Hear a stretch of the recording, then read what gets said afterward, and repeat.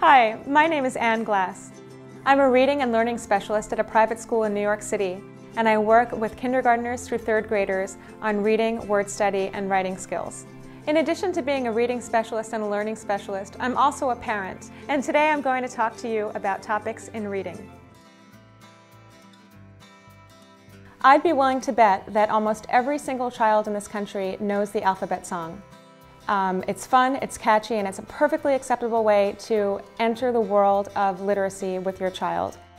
In fact, any way you can get your child interested in learning letter names and other reading topics is just fine. Learning the ABCs can be supported through melody, but it's important to make sure that your child move away from singing the alphabet to actually saying it in a regular speaking voice as soon as possible.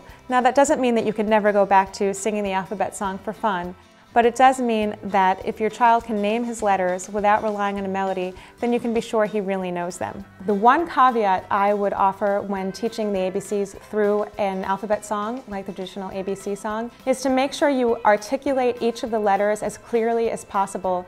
I've seen so many little kids who think there is a giant letter called elemento because they just start to slur together or co-articulate the letter names in the songs. So I would even suggest taking some musical liberties that when you get to the part of the song where you list L, M, N, O, P, to slow down and do those as clearly as possible. And the other thing you can do is to start reciting the alphabet out of order. The alphabet song is a great way to get all 26 letter names familiar and encoded into your child's memory. But the real idea is to be able to recognize those letters and name them in isolation. So do whatever you can to get your child interested. Sing every alphabet song you know. They're great also because they rhyme, but move away from alphabet songs quickly. You can always return to them just for fun, but make sure your child can say the alphabet without relying on a melody.